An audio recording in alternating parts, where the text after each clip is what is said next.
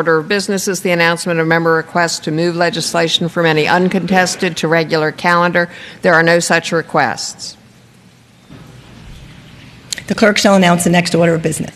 Third morning hour order of business. The next order of business is the announcement of requests by members for legislation to go by for the day, and there are also no such requests. The clerk shall announce the next order of business. Fourth morning hour order of business. The next order of business is member requests for points of personal privilege, and the Speaker asks that members use their request to speak buttons to be recognized. The delegate from James City County, Delegate Barton. Thank you, Madam Speaker. I rise for a point of personal privilege. Delegate Barton, you have the floor. Thank you. Today I rise to pay tribute to a woman who was born on Christmas Day 199 years ago. Clara Barton grew up in a family with a lot of boys, both brothers and cousins. Thinking her ability to handle rambunctious boys might give her an advantage, her family encouraged her to become a teacher. After working as a teacher for more than 15 years, Clara Barton went to work for the U.S. Patent Office in Washington, D.C. She was not treated well by her male colleagues. In those tense years leading up to the Civil War, her political views were not always welcomed. In fact, President Buchanan's administration fired Clara Barton from her job at the Patent Office because of her black republicanism. In the parlance at the time, that meant that she was opposed to slavery and she supported Republicans. Rehired by the Patent Office after President Lincoln's inauguration, Clara Barton undertook a new mission. Her work to obtain medical supplies for injured soldiers started out small. She actually used her own living quarters as a depot to distribute the supplies. But as the war dragged on, she was ultimately attending to soldiers at hospitals near the front, garnering the moniker Angel of the Battlefields. When the war ended, her work was not done. She ran the Office of Missing Soldiers, which helped to locate the remains of over 20,000 men, so that the families of the fallen would know the fate and sacrifice of their loved ones. After the war, Clara Barton befriended Frederick Douglass and Susan B. Anthony, becoming a civil rights activist and an advocate for women's suffrage. Traveling in Geneva, Switzerland, she learned about the Red Cross and was invited by its leaders to be the representative of an American branch of the international organization. She went back to America and raised funds to establish the American Red Cross. It took her 8 years to establish and gain official recognition for the American Red Cross. Leaders felt as though America didn't have a need for such an organization, as they could not envision another calamity like the Civil War. Clara Barton successfully convinced President Arthur, the fourth president she lobbied to recognize an American Red Cross, that the organization would in fact provide essential relief in situations other than wars. Today, the American Red Cross provides not only immediate relief in times of disaster, but also safety training for emergency volunteers, blood drives, and countless services to make us better prepared for unanticipated, challenging situations. So today, I ask my fellow delegates to join me in paying tribute to a woman who made a profound and lasting positive difference on our nation, Clara Barton. Thank you, Madam Speaker.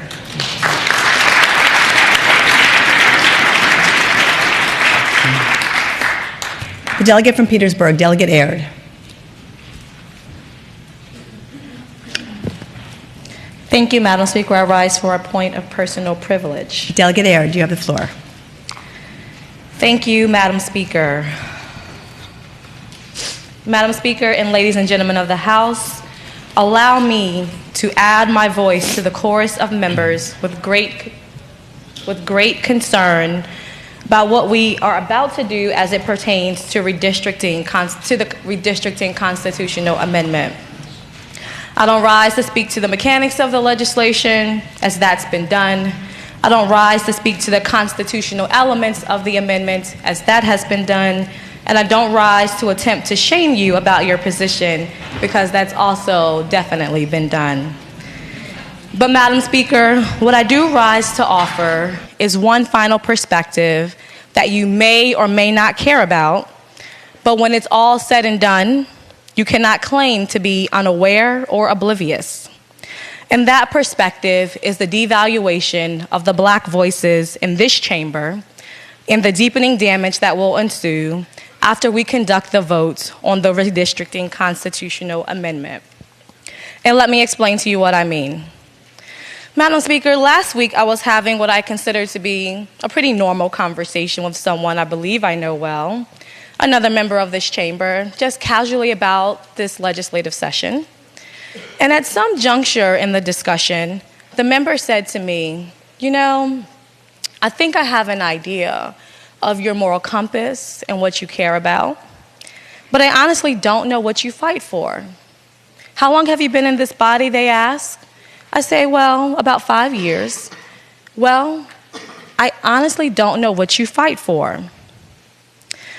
Madam Speaker, whether intended or not, the statement was received as though to question my purpose, to question my value in this role, and as an equal member of this chamber. At first, I was hurt at the idea of being seen as so insignificant that what I stood for to date had been totally unrealized. And then I was angry that this member felt so self-righteous because perhaps my fight isn't demonstrated in the same way that they demonstrate their fights, that they were bold enough to question my efforts. But then I really began to process this statement, Madam Speaker. I thought about when I stood on the floor, this very floor, and spoke to the importance of an equitable and quality education for our kids. And I thought, was that not part of my fight? Was I not seen? I thought about all that I've been doing as it pertains to various policies that I've carried and raised to raise awareness about Black mothers and their children that are dying in Virginia at unfathomable rates. Was this not part of my fight? Was I not heard? I even thought back to 2 years ago when I teamed up with the gentleman from Tazewell in collaboration for disadvantaged communities in two very opposite ends of the Commonwealth. Was this not part of my fight? And Madam Speaker, I recall the countless conversations that I've had with members of this body in private, agency heads, members of the appropriation staff, to try and influence effectively, albeit quietly, the direction that we are taking. Did these not count as my fights? But ladies and gentlemen, all of you that I've earned the right to call my colleagues, after the emotion passed, the hurt passed, I realized that unfortunately, this is not unusual. When I think about all that has been said regarding the redistricting constitutional amendment, both publicly and privately, the dismissal of Black voices, and our fight in this body around this amendment, and dare I say a plethora of other issues, our voice has been regularly minified and dismissed. In 2019, members of the Virginia Legislative Black Caucus passionately stood on this floor to plead for votes against the resolution and offered an abundance of caution about what this amendment would do to the involvement of minorities in the process and the representation of minority districts. Yet in 2020, it was like these members had never even spoke. When it was time to discuss the amendment, even my Democratic colleagues looked astonished when the same points were raised a year before. Newspapers printed comments like what appeared in the Richmond Times-Dispatch, and I quote, "Democrats are using new majorities to ensure the survival of the mostest.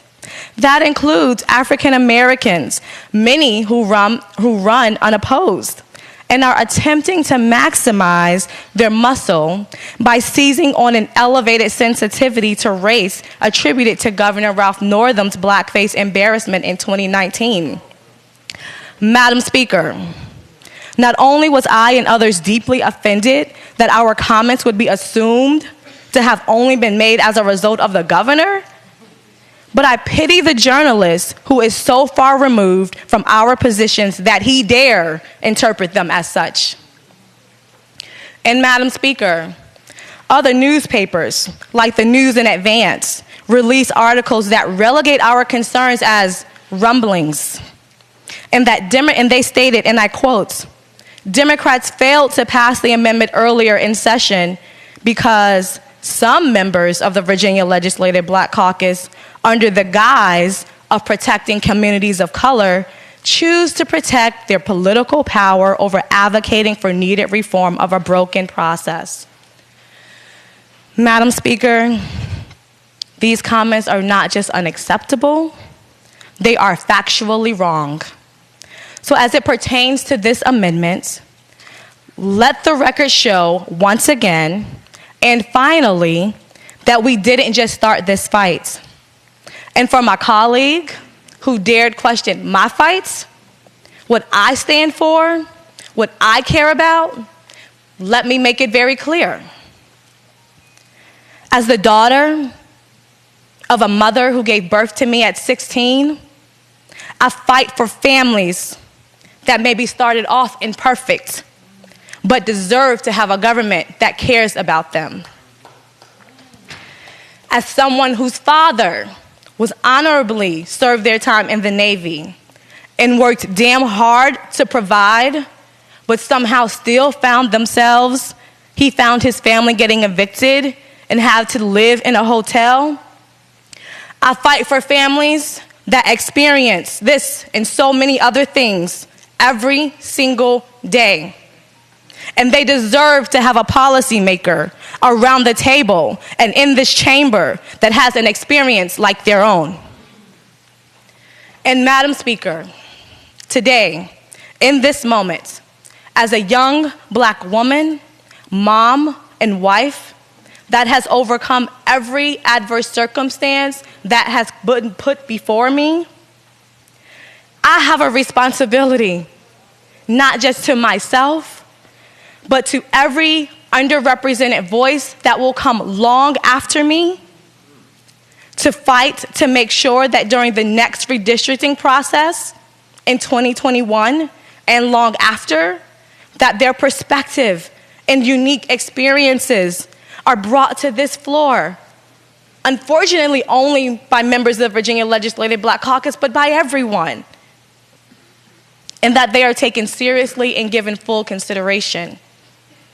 Madam Speaker, and I can tell you that with the passage of this amendment, if this amendment moves forward, not only will every single yes vote do the exact opposite of what I'm referencing and what I am fighting for, but it will be a permanent silencing of the very members that I dare say, and that I'm referencing, and dare I say, an erasure of their presence from this body and the voice of the vulnerable populations that they represent that comes along with their presence. Thank you, Madam Speaker.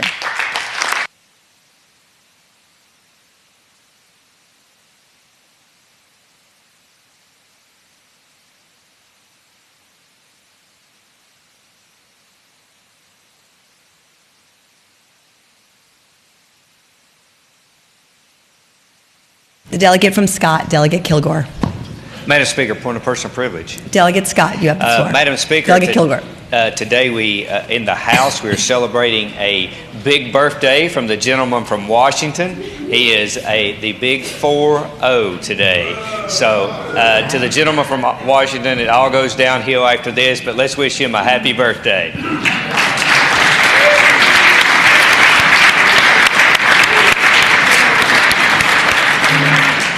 Happy birthday, Delegate O'Quinn. The delegate from Alexandria, Delegate Herring. Thank you, Madam Speaker. I rise for a point of personal privilege. Delegate Herring, you have the floor. Thank you, Madam Speaker. This morning for Women's History Month, I want to talk about the intersectionality of race and gender. And I warn our members that what I'm about to say may not make some comfortable, may indeed make you uncomfortable, but I hope not, because it is the raw truth. You see, Madam Speaker, I was immediately hesitant to say the name of a woman that many of us know from history, not because she's known for her inventions, not because she's known as a pioneer in education, not because she was part of the civil rights struggle. She was hardly known to many of us until November 1998, when the issue of Jefferson's paternity, that had been a controversy for at least 2 centuries, had been confirmed. DNA testing, along with other historical accounts, proved that Thomas Jefferson fathered children with his slave. Her name was Sally Hemings. It wasn't until 2018 Monticello opened an exhibit, The Life of Sally, which includes the room in which she lived at Monticello, and she is portrayed by a simple silhouette. The only physical description that we have of her is that she was handsome, long straight hair down her back, and looking mighty near white. Madam Speaker, I think it is fitting and indeed downright appropriate to talk about her here today.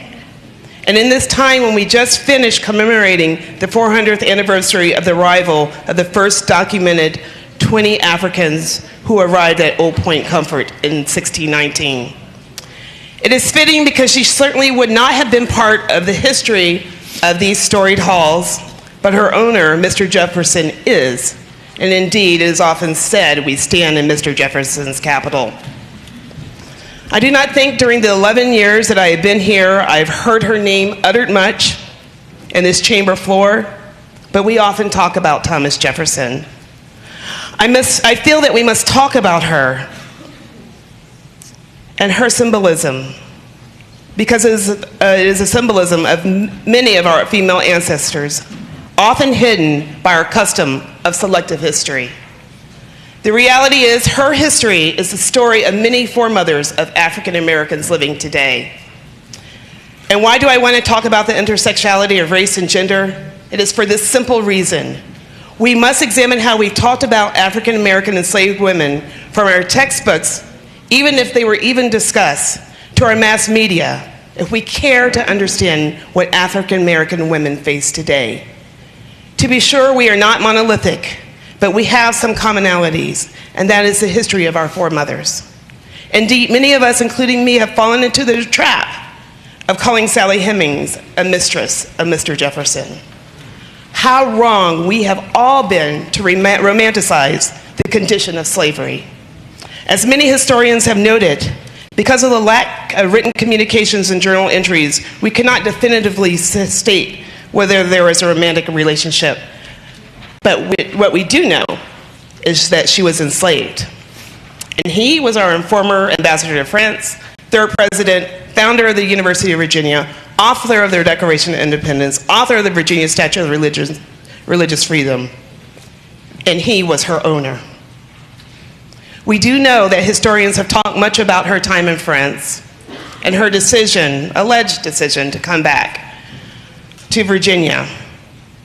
It is not surprising to me, as she had a choice even at all as a slave, that she chose to be with her children and her mother and her sister. It's hard for many to fathom that an enslaved person can give consent in an inhumane condition. To be sure, this did not start in plantations. It started during the Middle Passage. During the commemoration ceremonies last year, on the stage, our historian reminded us, Black women, that we must talk about what our foremothers went through during the Middle Passage and the objectification of our bodies. Colonial laws regarding rape were not applied to enslaved Africans. Indeed, enslaved Africans were prohibited by law from fighting back. And if we fought back, we were either killed or beaten. This intersectionality of race and gender is profound. You see, self-determination for all of us as human beings is important. The preservation of a woman's right to have dominion over her body is paramount. Black women's ability to have dominion over their bodies has been challenged time and time again. I don't know if you all have heard of James Marion Sims. He's been celebrated with statues in New York City, South Carolina, and Pennsylvania. He's celebrated because he did a lot of work in the field of gynecology. But he conducted his experiments on enslaved Black women without anesthesia and without medical ethicists. Women today still benefit from his monstrous experiments. His statues have been removed from New York, And when we talk about statutes, many always say we're whitewashing history. But I say it is the right thing to do because of the humanity and pain that he brought to those enslaved women. But this objectification of black women is not limited to physicians in the past. It exists in our modern times. From music videos like Duran Duran's Hungry Like the Wolf, Lil Wayne's Lollipop, and lyrics of the Rolling Stones' Brown Sugar. This is just to name a few. This is part of the reason I and so many stand strong against the government's attempt to restrict a woman's decisions regarding her health care. We stand strong for our support of women who have options for family planning, including access to birth control. It is about dominion over our bodies. It is about self-determination. There are many women in history, like Sally Hemings, who had a relationship with her owner that we do not know about. Some of the descendants are sitting right here in this chamber. I salute those women for their survival and their power and the lessons they have taught all of us. Because in the African American family, our history is passed down through oral history. But I will say in my family has remained consistent. My great-great-grandmother was born in 1827 a slave. She was sold on slave block here in Virginia, in Lynchburg, in 1833. She was one of these women that was subject to the power of her owner.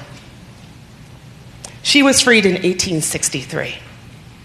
And there are two lessons that she has taught us, to our children, and has been passed down. One is in the salvation of our God that we serve. And the other is in her liberty she didn't get until 1863. It is my hope that during Women's History Month, we remember those women who have no marked graves and who only appear as silhouettes, if that at all. Their existence is profound for every one of us. They do not have a statue in their honor, but they have had a profound impact, not only on the African American family, but on our society as a whole. Thank you, Madam Speaker.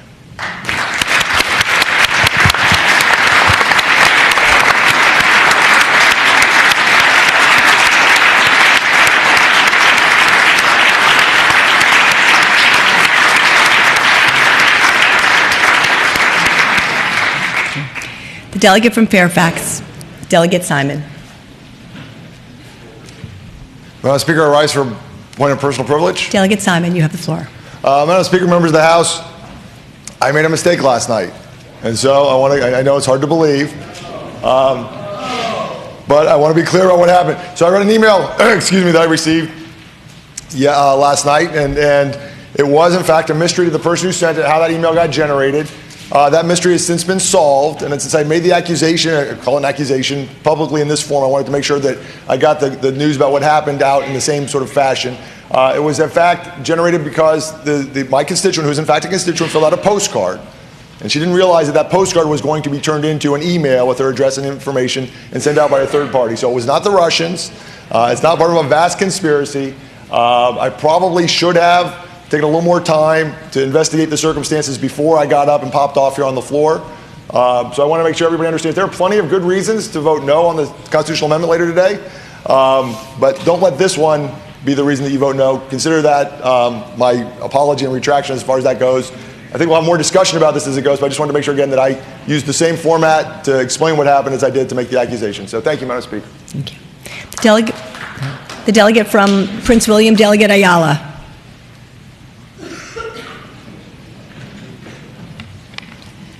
Thank you, Madam Speaker. I rise for a motion. Delegate Ayala, you have the floor. I would hope that we could return to the morning hour for the purpose of an introduction.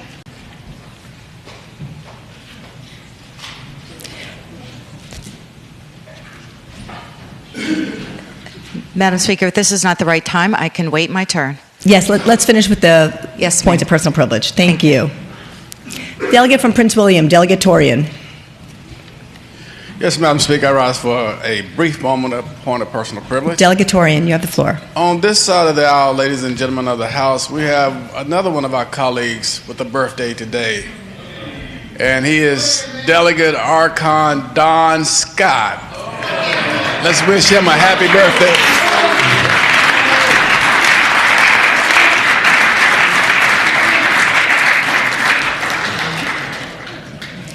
Happy birthday, Delegate Scott. The delegate from Newport News, Delegate Price. Madam Speaker, I rise for a point of personal privilege. Delegate Price, you have the floor. Thank you. Madam Speaker, as we continue our conversations about redistricting and the proposed constitutional amendment, there are a few, whether intentional or unintentional, messages that have been sent in the way that this has been discussed, and I would like to address some of those. First, let me say that using the voices of some Black legislators in an attempt to delegitimize concerns of other Black legislators is antiquated, offensive, and must be called out. Insinuations that the Virginia Legislative Black Caucus must speak as a monolith and with one voice in order for our voices to be heard is ludicrous. We are very diverse. The implications of that sentiment, though, are that Black members' voices are only worth 1/23rd, and that we only count as equal voices when we all agree. An additional point, Madam Speaker, is that when a few Black people say something, to take that as a caucus position is also ridiculous. Further, telling me what happened in 2011 does not dictate my actions in 2020, especially when I was not a member of this chamber. No one calls out other members and said, well, you must be lying because so-and-so said this 9 years ago. And I also don't see many people raising Delegate Ward's name as an important fact or eloquent resistance in 2011. And so maybe our voices only matter when they go along with your cause. As we are fighting discrimination at the workplace, in our housing, and in the public for the LGBTQIA+ community, and we are removing racist code that was used to enact purposefully to disenfranchise Black voters, and we are protecting people who are pregnant from discrimination at the workplace, a lot of us will go out and we will claim victories for all of this hard work and our legislative agenda. We are rightful to tout the amount of things that we have done, but I think it must be tempered with how many Virginians are included in all of these provisions. Further, taking a road to fight against racist statues, but not joining us in the fight against racist statutes is the easy road. And I offer that's not an ally, Madam Speaker. Making LGBTQIA Black women choose which of our identities to protect from discrimination is not an ally. Allies see the full person and embrace intersectionality because we will not pick one or two and then leave one of our core identities in the car to make you comfortable. The amount, further, Madam Speaker, the amount of convincing, arguing, data, charts, and receipts that we have to bring in order to prove policy is bad for Black and brown people is exhausting. When others can say something based on their lived experience and it is taken at face value. The ability to pick and choose when folks stand with us and when they don't has been given power by an emphasis on unity. Madam Speaker, because then unity becomes meant to quiet the voices of dissent, and those voices are erased, misconstrued, and demonized in order to project a false sense of unity, which has consistently ignored the cries of people directly impacted by our negligence and passivity. Some communities are hard-pressed to arrive at bipartisanship and moderation. And I at first understand that because of the hyper-partisan political environment that we are in, and that is a knee-jerk reaction. But if you come around my way and you want to hear what we are saying now is not the time for moderation and compromises that usually end up with black and brown issues being left on the cutting room floor so that we can claim bipartisanship. My community is screaming for us to undo the harm that has been done for 20 years, if not longer, not to be moderate in the face of more harm. They want us to protect them. Further, when it comes to protecting voting rights and representative government for communities of color, the last 20 years have shown us that it doesn't need to be bipartisan, it just needs to be right. Because we don't have to go back 20 years to get some red flags, Madam Speaker. 2017, comprehensive criteria in the form of a constitutional amendment was voted down on party lines. 2018, comprehensive criteria in a bill was shot down in subcommittee, party lines.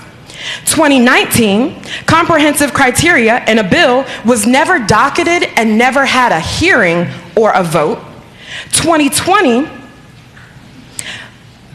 we had votes against bills that make it easier for Virginians to vote. We had votes against a criteria bill for redistricting by House Republicans. And then the enabling legislation that so many say that I should put my faith in for the people that I represent back home, Senate Republicans voted against it. And then the concerns about the Voting Rights Act have been erased in order to perpetuate a narrative for this to be about partisan power grabs. Lobbyists are paid to get a win on an issue. It is not our job to deliver it for them. It is our job to be thoughtful and weigh out the pros and cons. We are to investigate unintended consequences and listen to the voices of those being directly impacted. I applaud my colleagues because I feel like you have done your job. You have come to me with whispers and text messages and DMs telling me exactly what I know, how bad this amendment is. And then you say you feel trapped by the pressure the false talking points have raised in your community. And I ask you to please use your logic and judgment as a leader and not your fear. There's such a thing, there's a saying that says, the truth will set you free, but first it will make you miserable. And I understand that a no vote today may not be easy for some of you. But when it comes to all things considered, from what you've heard, read, and seen, this being entered into our Constitution, a no vote is the right vote. We are at a moment where changing our Constitution has come down to threats, ultimatums, mischaracterizations, insinuations, and flat-out lies. Who are we if we bend to that and not to justice and fairness? Who are we if we continue to choose politics, the politics of fear and guilt, over the act of responsible policy making? Madam Speaker, I know that today and in this week a lot has been said. And if any of you are unsure as to whether or not it is about you, I would say, work hard to make it not be. Thank you, Madam Speaker.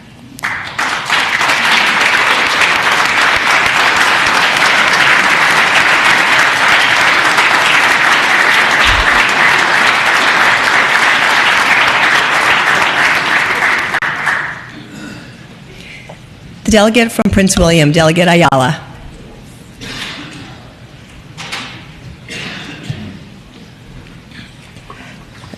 Good morning, Madam Speaker. I rise for a purpose of a motion. Not an emotion, but a motion. Introduction? An introduction, yes, We'll return ma'am. to first morning hour. Delegate Ayala. Can we do that? Yes, ma'am. Sorry about all those informalities. Madam Speaker, today in the gallery, I have some of my constituents all the way from Prince William County, and I'll be able to introduce those individuals to you as soon as I get my talking points up. Thank God for security. That's what happens when I use it. It secures me.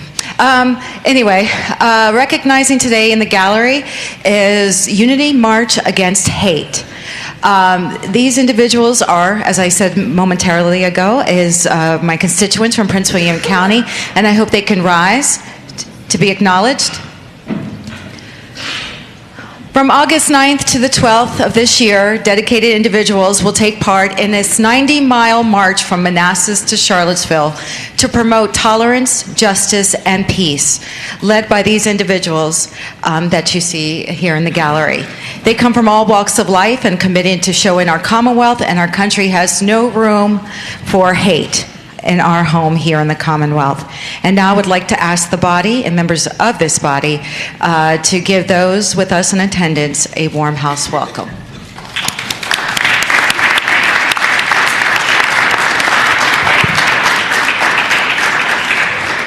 Welcome to the group Unity March Against Hate. Hope you enjoy your day here in Capitol Square. The clerk shall please call the calendar. House calendar for March 5th. Senate bills on third reading uncontested calendar. Senate Bill, page 1, Senate Bill 215, a bill to amend and reenact Section 53.1, 69.1 of the Code of Virginia relating to review of death of inmates in local correctional facilities. Reported from Courts of Justice with amendment. The delegate from Alexandria, Delegate Herring. Thank you, Madam Speaker. I move the committee amendment. Shall the committee amendment be agreed to? All those in favor, say aye. All those opposed, the committee amendment is agreed to. Delegate Herring. Thank you, Madam Speaker. SB 215 provides that the Board of Corrections shall publish on its website an annual report summarizing the jail death reviews conducted by the board within that year. The bill provides that such report shall include any trends or similarities among the deaths of inmates in the local correctional facilities and present recommendations on policy changes to reduce the number of deaths in local correctional facilities. The committee amendment provides that the board shall also submit the report to the chair of the House of Courts of Justice Committee. I move that the bill be passed. Page 2, Senate Bill 579, a bill to amend and reenact Sections 2.2, 515.2, and other sections of the Code of Virginia relating to sex offender and crimes against minors registry. Reported from Courts of Justice. The delegate from Alexandria, Delegate Herring. Thank you, Madam Speaker. SB 579 makes numerous changes to the provisions regarding the sex offender and crimes against minors registry. The bill changes the number of classifications of offenders who are required to register under the registry to match the number of classifications under federal law and redesignates the classifications as Tier 1, Tier 2, and Tier 3 offenses. The bill also streamlines the re-registration process, eliminates the need for lower-level offenders to register and re-register annually, and allows offenders to electronically verify their registration information. I move that the bill be passed. Shall the bills pass?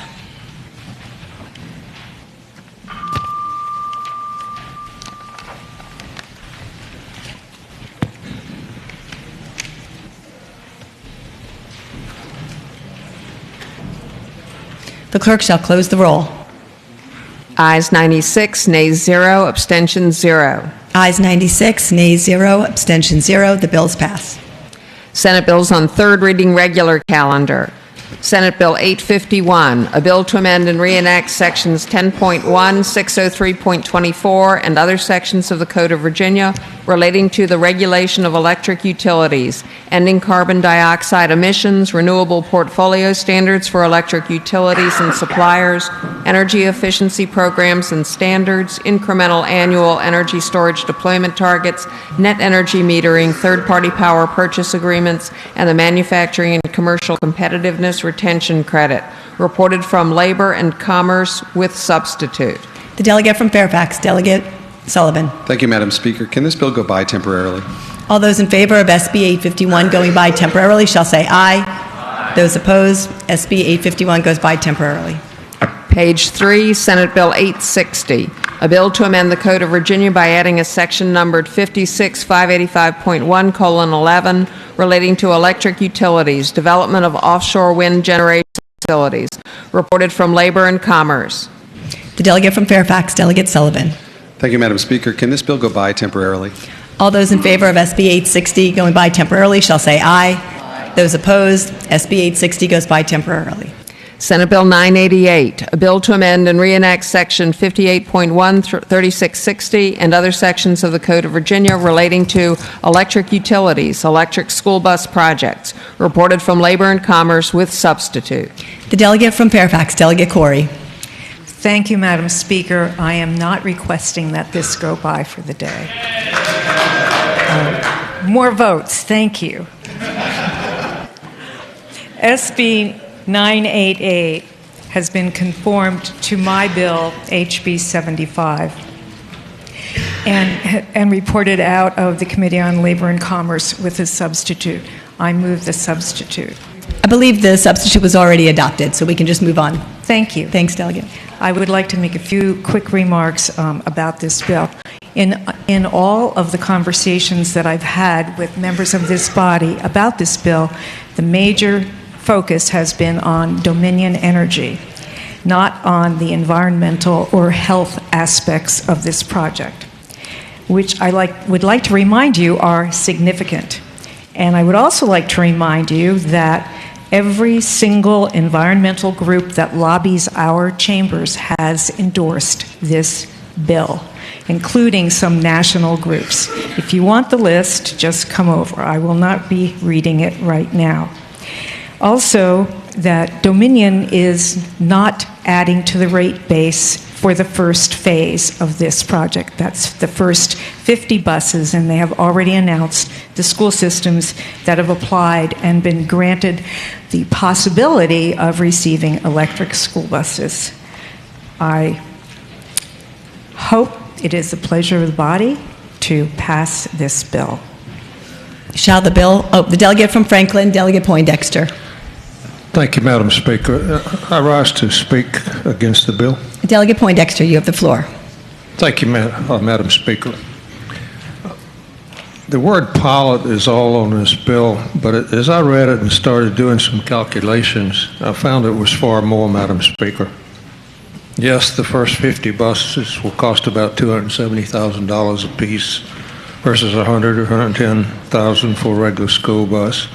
That's only $13.5 million that'll go to the base rates of the customers of Dominion. And then I look after starting in 2021, and it's expandable to 200 more buses at $270,000 a year for 5 years. That computes in my arithmetic to $54 million for the next 5 years on the base rates.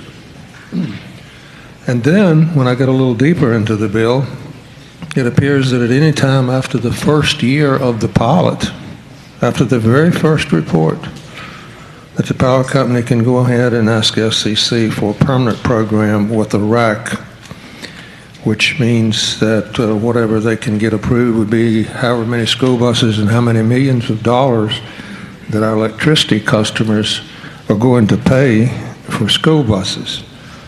I will argue, Madam Speaker, members of the body, that school buses, except for some experiment perhaps, should be purchased through our regular education part of the budget and process that we have for education.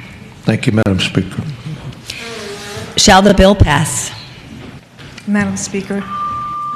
Madam Speaker. The clerk shall destroy the roll. Delegate from Fairfax, Delegate Corey. Thank you. I would just like to correct the delegate. The school buses are being purchased by the school systems. The pilot program simply pays for the additional cost of the bus being an electric bus as opposed to a diesel bus. All school systems have school bus costs built into their budgets, and they are for diesel buses, not for electric. This program will give the school systems the extra money that they need to turn their purchase from a diesel bus into an electric bus. And as I repeat, Phase 1 does not add to the rate base. Thank you, Madam Speaker. Shall the bill pass?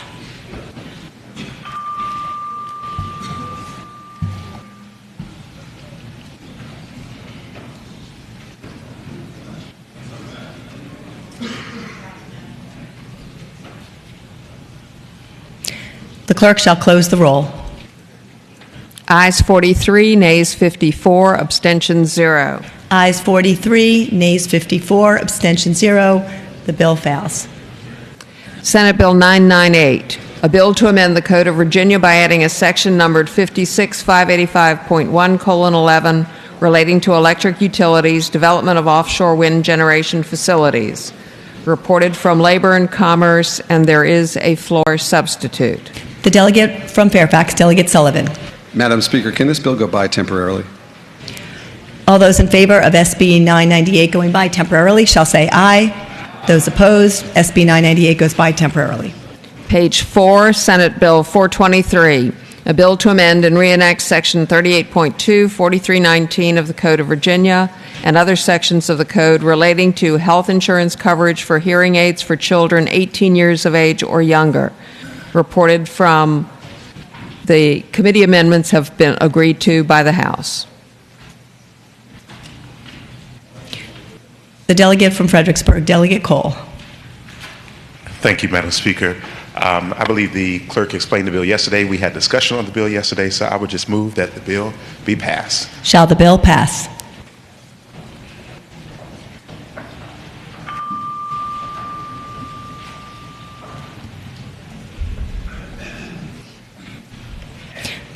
The clerk shall close the roll. Ayes 95, nays 1, abstentions 0. Ayes 95, nays 1, abstention 0. The bill passes. Page 5, Senate Bill 631, a bill to amend the Code of Virginia by adding in Article 5 of Chapter 9 of Title 15.2 a section numbered 15.2984 relating to abandoned and stolen shopping carts, local regulation. The committee amendment from County, Cities, and Towns was agreed to. The floor amendment offered by Delegate Carter was agreed to. Madam Speaker? Yes, the delegate from Loudoun, Delegate LaRocque. Madam Speaker, could this bill go by temporarily, please? All those in favor of SB 631 going by temporarily shall say aye. Those opposed, SB 631 goes by temporarily. Page 6, Senate Bill 891, a bill to amend and reenact Section 3.2, 6500, and other sections of the Code of Virginia relating to keeping of dogs, cats, and rabbits. State Animal Welfare Inspector, regulations. The delegate from Fairfax, Delegate Bulova. Thank you, Madam Speaker. Ladies and gentlemen of the House, as you remember from yesterday, this bill does two things. The first is it has the Board of Agricultural and Consumer Services adopt regulations governing pet shops. More importantly, though, it creates a position of State Animal Welfare Inspector who will have the responsibility of inspecting pet shops and private animal shelters on an annual basis. And so this makes sure that we protect the good guys, and for those who aren't doing the job right, that we make sure they get into compliance. I'd move that we pass the bill. Shall the bill pass?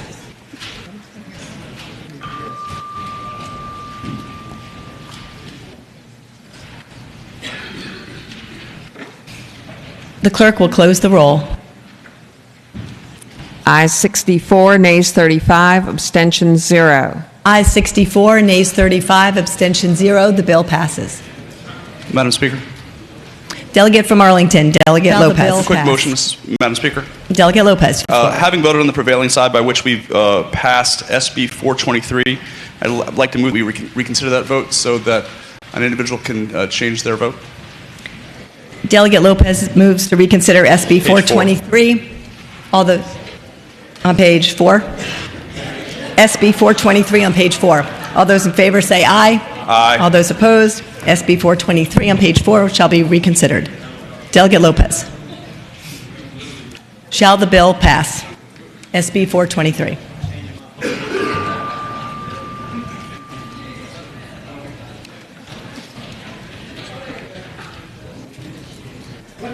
The clerk shall close the roll. Ayes 97, nays 2, abstentions 0. Ayes 97, nays 2, abstention 0. The bill passes. Senate Bill, page 7, Senate Bill 1065. A bill to direct the Department of General Services to determine which state-owned structures are high risk and the necessity of having key boxes installed in strategic locations on the outside of such structures. Reported from General Laws and reported from Appropriations, and there is a floor amendment. The delegate from Fairfax, Delegate Bulova. Thank you, Madam Speaker, and ladies and gentlemen of the House. What this bill does, it directs the Department of General Services to determine which state-owned structures have a higher likelihood of being involved in a natural or man-made emergency where you have law enforcement that might need to get special access, and then whether or not those facilities ought to have key boxes so that when law enforcement comes out and it's a secure building and they can't otherwise get in, that they have access to keys to that property. As the clerk mentioned, there is what I consider to be a friendly amendment. I believe it's Delegate Aird. If Delegate Aird would like to explain that, but I hope the members would adopt the amendment and then pass the bill. Will the clerk please report the floor amendment? Floor amendment to Senate Bill 1065 offered by Delegate Aird. Line 18 engrossed after so, period, insert. The department shall report its findings to the Governor and the General Assembly by December 1, 2020. Delegate from Petersburg, Delegate Aird. Thank you, Madam Speaker. Madam Speaker, the floor amendment simply makes sure that once they determine the feasibility of installing these boxes, that the report comes back to us before they move forward. The patron is aware of the floor amendment. I ask that we adopt it. Shall the floor amendment be agreed to? All those in favor say aye. All those opposed, the floor amendment is agreed to. Shall the bill pass?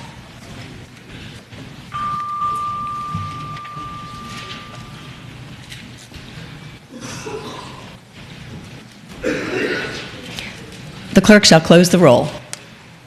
Ayes 99, nays 0, abstentions 0. Ayes 99, nays 0, abstention 0. The bill passes.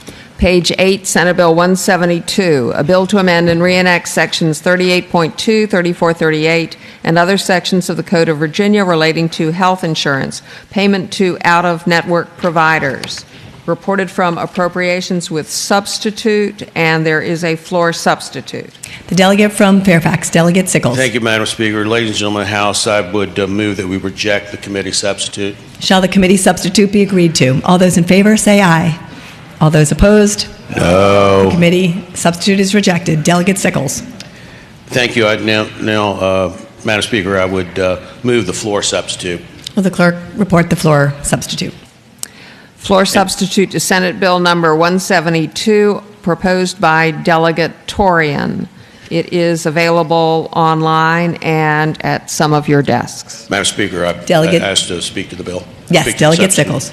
Thank you, Madam Speaker, members of the House. This substitute represents a compromise between the hospitals, doctors, health plans, patient advocacy groups, the Bureau of Insurance, and it's on behalf of patients in the Commonwealth. Under this compromise, patients will be held harmless for surprise bills in emergencies and non-emergencies. Working together, we adopted the Washington State model known as the Balanced Billing Protection Act. Patients are taken out of the middle and will not receive a surprise bill after receiving medical services. Patients will never be part of the arbitration process. Patients will never have to pay any more than their in-network cost-sharing amount. The arbitration process is solely for the insurers and the providers to resolve their disputes. The goal of arbitration is to serve as a powerful backstop and to provide an incentive for the health plans and providers to be honest brokers from the start or work it out informally first before going to arbitration.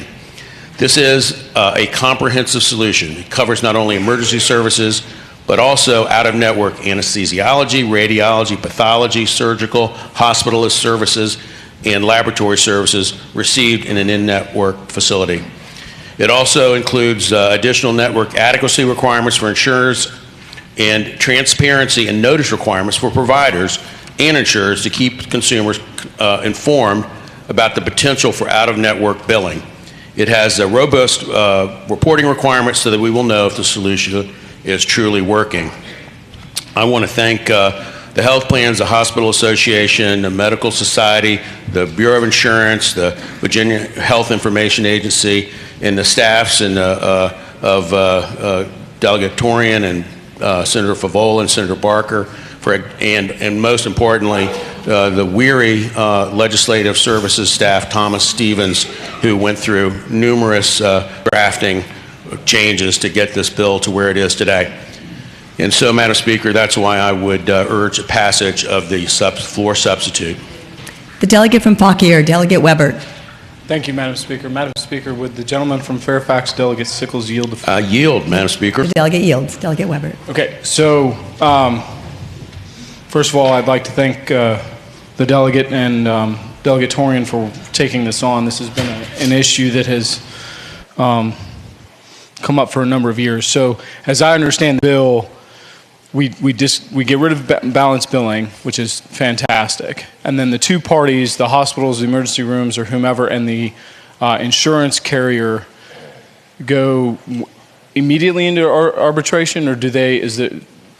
They have, Madam Speaker, to answer that. I think Delegate what Sickles, you have is the floor. the gentleman's first question is they have 30 days to see if there's a dispute, and the first step would be an informal negotiation, not an arbitration. They would just try to work out what the price should be. I think the gentleman. Delegate Weber. Shall the floor substitute be agreed to? All those in favor say aye. Aye. All those opposed, the floor substitute is agreed to. Shall the bill pass?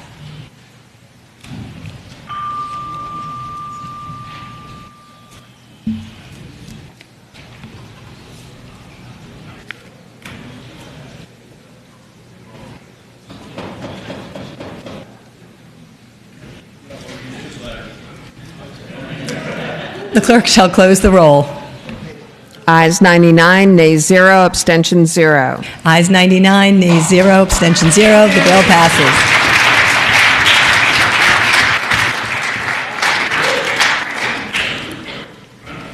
Page 8, Senate Bill 236, a bill to provide for the submission to the voters of a proposed amendment to Section 6 of Article 2 of the Constitution of Virginia, and a proposed amendment to the Constitution of Virginia by adding in Article 2 a section numbered 6A relating to apportionment, Virginia Redistricting Commission. Reported from Privileges and Elections with amendment.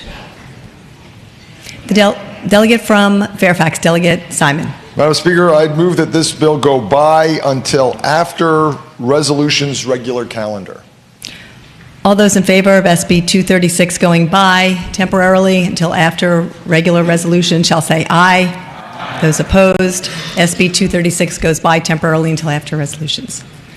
Senate Bill 489, a bill to amend the Code of Virginia by adding a section numbered 19.2 298.02 relating to authority to defer and dismiss a criminal case. Reported from Courts of Justice with substitute. The delegate from Alexandria, Delegate Herring. Thank you, Madam Speaker. I move the committee substitute. Shall the committee substitute be agreed to? All those in favor say aye. Aye. Thank you. All those opposed?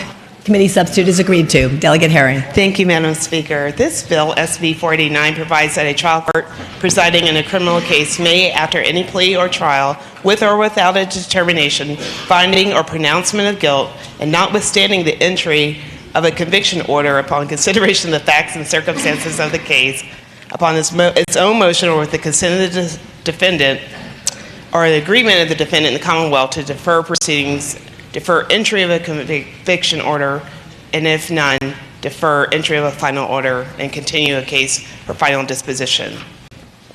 The bill provides that the final disposition may include a conviction of the original charge, conviction, an alternative charge, or dismissal of the proceedings. With the adoption of the substitute, the bill is now identical to HB 660, carried by Delegate Mullen. I move that the bill be passed. Shall the bill pass?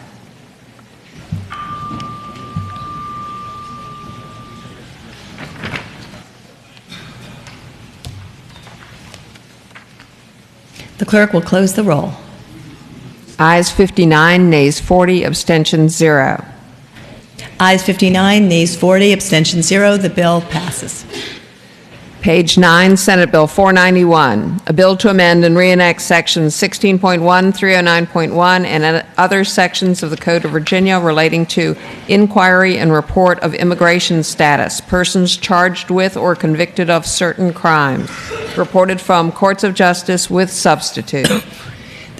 The delegate from Arlington, Delegate Lopez. Thank you, Madam Speaker. Speaking to the bill. Delegate Lopez, you have the floor. Thank you, Madam Speaker. SB 491 from Senator Serval is very similar to legislation HB 1150, which we passed in February. I'd like to ask us to reject the committee substitute. By doing so, the language will be consistent with our conference agreed upon position. Shall the committee substitute be agreed to? All those in favor say aye. All those opposed? No. The committee substitute is rejected. Delegate Lopez. Thank you, Madam Speaker. I move that we pass the bill. Shall the bill pass?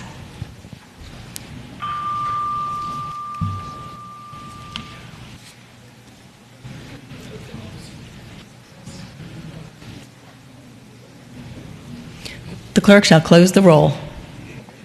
Ayes 51, nays 45, abstentions 0. Ayes 51, nays 45, abstentions 0. The bill passes. Senate Bill 492, a bill to amend and reenact Sections 9.1902 and 9.1910 of the Code of Virginia relating to sex offenses requiring registration, reported from courts of justice with substitute. The delegate from Alexandria, Delegate Herring. Thank you, Madam Speaker. I move the committee substitute. Shall the committee substitute be agreed to? All those in favor say aye. All those opposed, the committee substitute is agreed to. Delegate Herring. Thank you, Madam Speaker. SB 492 clarifies the registration and registration obligations imposed upon a person convicted of a foreign sex offense for the purposes of registration with the Sex Offender and Crimes Against Minors Registry.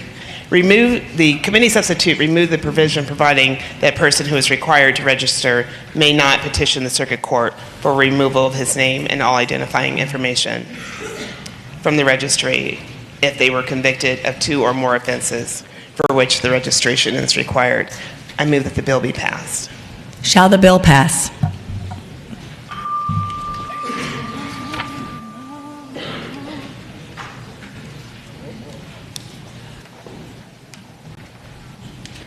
The clerk shall close, the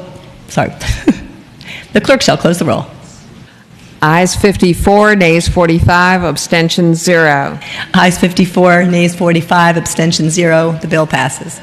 Senate Bill 667, a bill to amend and reenact Section 18.2, 251.03 of the Code of Virginia relating to arrest and prosecution when experiencing or reporting overdoses, reported from courts of justice. The delegate from Alexandria, Delegate Herring. Thank you, Madam Speaker. SB 667 provides that no individual shall be subject to arrest or prosecution for the unlawful purchase, possession, or consumption of alcohol, possession of a controlled substance, possession of marijuana, intoxication in public, or possession of controlled paraphernalia if certain requirements are met, if they seek or obtain emergency medical attention for himself, or if he is experiencing an overdose, or for another individual, such other individual is experiencing an overdose, or is experiencing an overdose and another individual seeks or obtains emergency medical attention for him.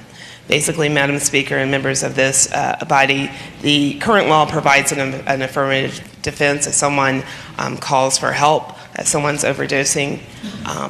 This bill will provide immunity from prosecution and will also protect those who are law enforcement if there is an arrest. There will be not able to bring a charge of false imprisonment. I move that the bill be passed. Shall the bill pass?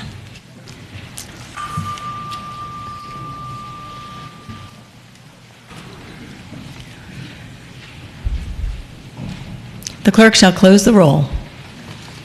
Ayes 59, nays 40, abstentions 0. Ayes 59, nays 40, abstention 0. The bill passes. Page 10, Senate Bill 711, a bill to amend and reenact Section 46.2301 of the Code of Virginia relating to driving while license, permit, or privilege to drive suspended or revoked, mandatory minimum, reported from courts of justice. The delegate from Alexandria, Delegate Herring. Thank you, Madam Speaker. SB 11 eliminates the mandatory minimum term of confinement in jail of 10 days for a third or subsequent conviction of driving on a suspended license. I move that the bill be passed. Shall the bill pass?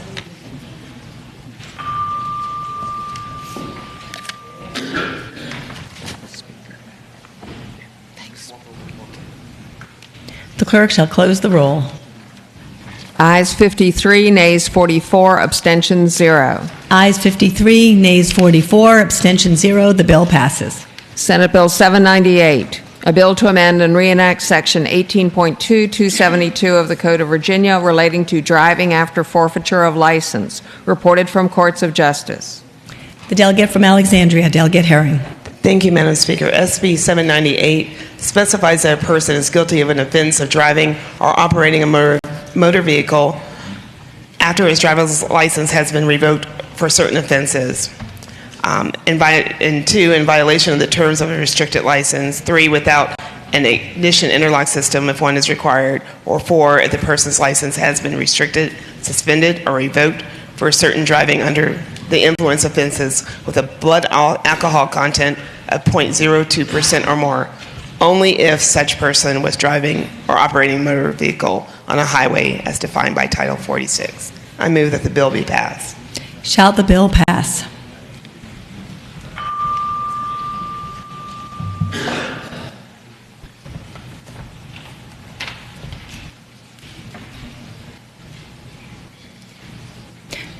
The clerk shall close the roll.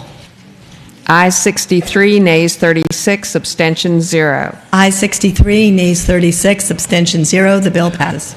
Senate Bill 1003, a bill to amend the Code of Virginia by adding a section numbered 18.2-152.7:2 relating to computer crimes, monetary harm, penalty, reported from courts of justice with substitute. The delegate from Alexandria, Delegate Herring. Thank you, Madam Speaker. I move the committee substitute. Shall the committee substitute be agreed to? All those in favor, say aye. All those opposed, committee substitute is agreed to. Delegate Herring. Thank you, Madam Speaker. As amended by the committee substitute, SB 1003 provides that any person who, without the intent to receive any direct or indirect benefit, maliciously sends an electronically transmitted communication containing a false representation intended to cause another person to spend money, and such false representation causes such person to spend money, is guilty of a Class 1 misdemeanor. I move that the bill be passed. Shall the bill pass?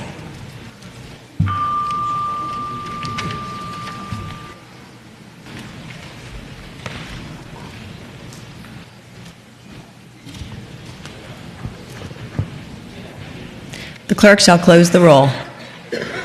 Ayes 86, nays 10, abstentions 0. Ayes 86, nays 10, abstention 0. The bill passes. Returning to page 2 of the calendar, Senate Bill 851 was read and went by temporarily. The delegate from Fairfax, Delegate Sullivan. Thank you, Madam Speaker. I know we're near the end of this section, but could we take this by temporarily one more time? All those in favor of SB 851 going by temporarily shall say aye. Aye. Those opposed, SB 851 goes by temporarily. Returning to page 3 of the calendar, Senate Bill 860, the title was read, it went by temporarily. The delegate from Fairfax, Delegate Sullivan. And there is a floor substitute. Madam Speaker, could we go at ease for a moment? House will be at ease.